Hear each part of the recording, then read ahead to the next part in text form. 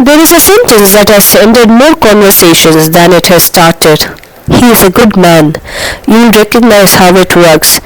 A woman begins to describe something, a loneliness, a frustration, a gap she cannot name but feels every day. She's finding words for something she has never said aloud before. And then, either from someone else in the room or from her own internal censor, the sentence arrives. But he's a good man. He pays the bills.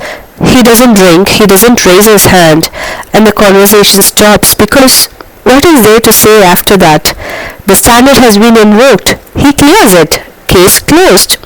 I want to examine that standard today.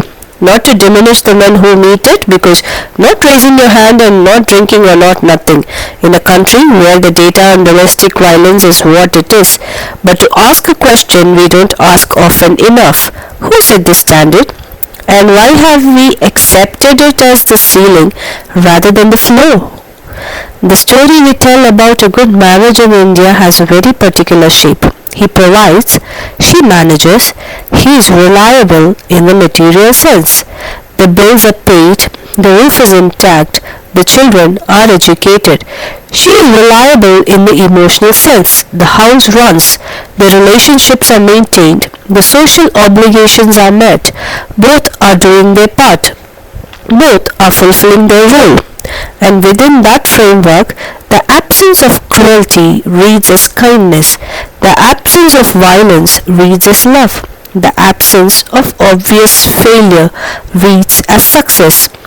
This is the architecture of the good enough marriage, and it is, for a significant portion of urban and semi-urban Indian couple, the actual lived reality.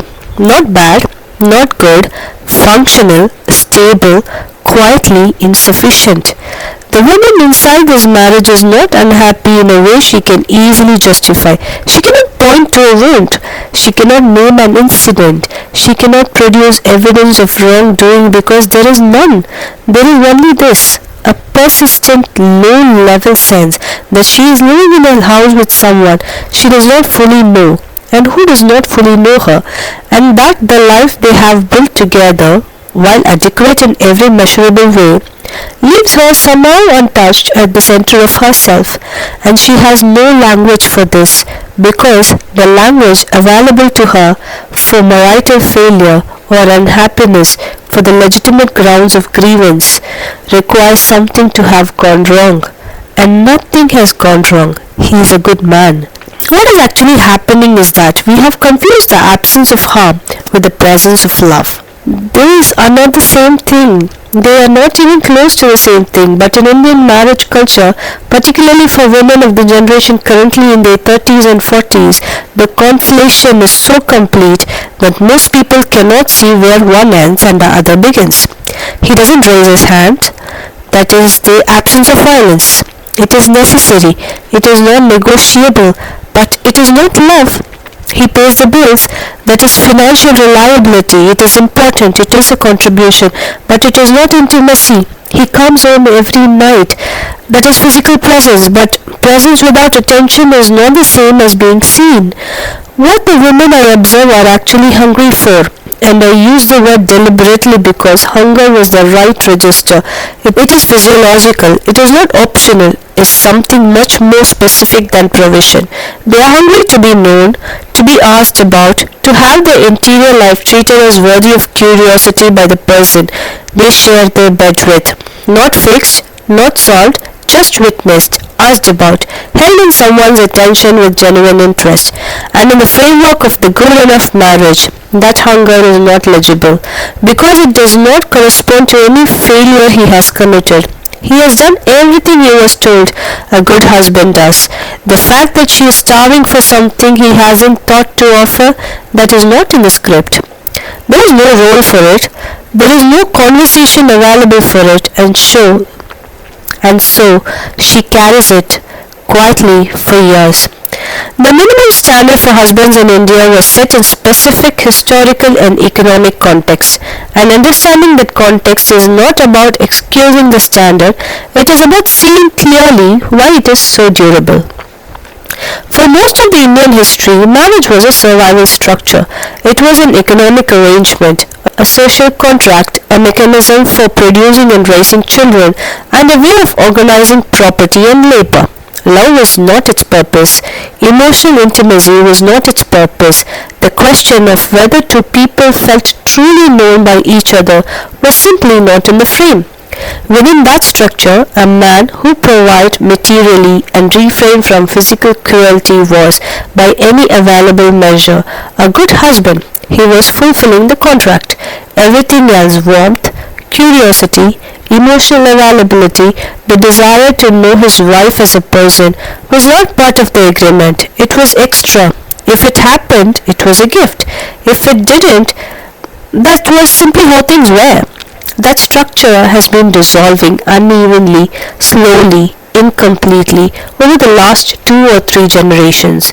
Women are now educated, financially independent or more independent than before. They have been exposed to different models of what relationships can be. They have language for emotional intimacy that their mothers did not have. They know in precise terms what they are hungry for. But the men in their lives were largely raised inside the old contract, not because they are bad men, because nobody renegotiated the terms with them. They were told, provide, protect, be present. They are doing that. They are meeting the standard that was set for them. The problem is that the standard was never updated to match the women beside them have become. So, you have a very specific coalition. Women who have evolved past the old contract, living inside marriages that are still running on its terms. Both people trying their best. Both people bewildered by the gap. Neither person with quite enough language for what is actually happening. The loneliness this produces is one of the most specific kinds I know. It is not the loneliness of being unloved. He loves her in the way he understands love. It is not the loneliness of being alone. The house is full. The life is busy. It is the loneliness of being consistently, reliably, structurally unseen by the one person whose seeing would matter most. It shows up in very particular ways. She stopped telling him things, not in a dramatic withdrawal gradually. She notices that when she shares something that matters to her, the conversation moves quickly back to logistics, to plans, to the practical, and so she begins to keep the things that matter in a separate interior space, a room in herself that she has learned he will not enter. And over time, that room gets larger, and the shared space gets smaller, and they become very efficiently two people who manage a life together without actually inhabiting it together. She also begins often to over-invest in other relationships. The friendships become load-bearing in a way they were never designed to be. She is getting from her friends what she cannot get from her marriage, the experience of being asked about, being curious about, being genuinely known. And this works to a point, but it also creates its own particular grief, the knowledge that the intimacy she needs is available in the world, just not in the place it was supposed to live. And he, for his part, is often genuinely unaware, not pretending, not withholding deliberately. He is operating inside a model of marriage that says he is doing his job, and by that model's metrics, he is. The bills are paid. He is home. He is faithful. He does not understand what she is asking for. He may not even know she is asking. The first thing that changes is that the woman stops pathologizing herself.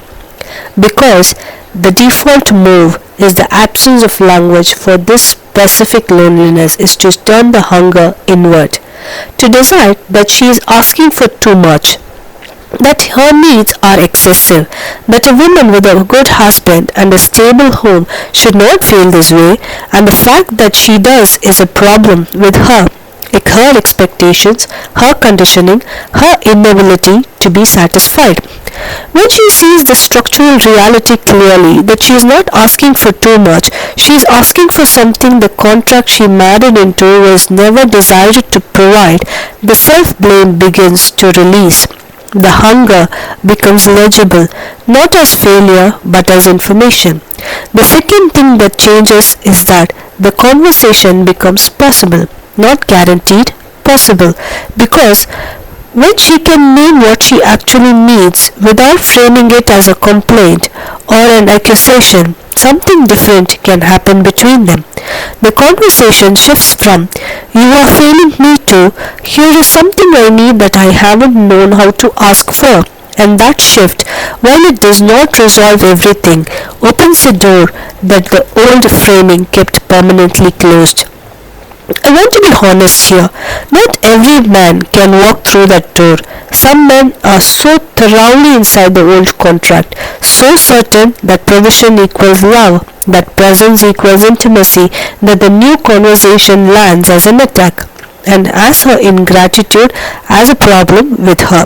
But some men, when the conversation is offered clearly and without blame, are genuinely relieved, because they also knew something was wrong. They also felt the distance. They just didn't have language for it either. And the women naming it calmly, specifically, without cruelty, gives them something to work with what they didn't have before. I want to return to the sentence we started with, "He is a good man." I want to suggest that we keep this sentence because it may be true, but that we stop letting it end the conversation. That instead we let it be the beginning of a more honest one. He is a good man, and is there love here that actually reaches here? Is there curiosity? Is there the experience on her side of being genuinely known? Is there a shared interior life or just a shared logistical one? Both things can be true simultaneously. He can be good and the marriage can be insufficient. He can be trying and she can still be hungry. He can love her in the way he knows how, and that love can still fall short of what she actually needs. The cruelty of the minimum standard is not what it protects bad men. It is that it makes it almost impossible for good men and the women who love them to have the conversation that would actually change something, because the standard declares the conversation unnecessary before it can begin. What the women in this situation deserve is not lower bar and not a higher complaint.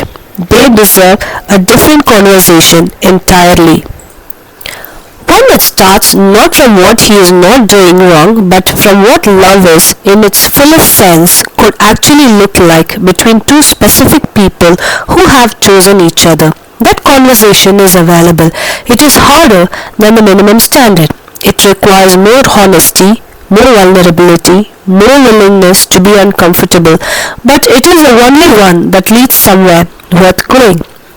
Understanding what you actually need from love, not the version you were taught to accept, but the version that genuinely sustains you, and then finding the language to ask for it honestly, without blaming and without apology, that is a significant part of what the love you deserve is about. Not as a self-help framework, as a conversation about what actually love is, what it feels like when it is real, and what the difference is between a life that is stable and a life that is alive. If this episode sat with you, if you recognize something in it that you have been carrying without language, that book was written for exactly that place. The details are in the show notes.